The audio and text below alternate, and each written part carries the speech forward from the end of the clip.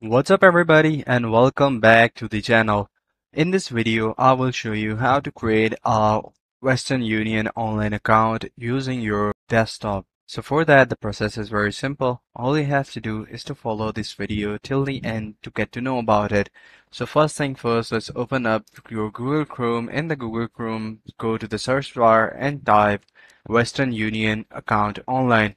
So once you're on the main website, you will see different sort of website in it. Go and click on Western Union Register Now.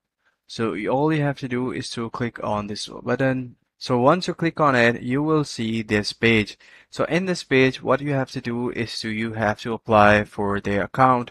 So for that, you need your first name, then your middle name, then your last name, then the email address that you're gonna use with it.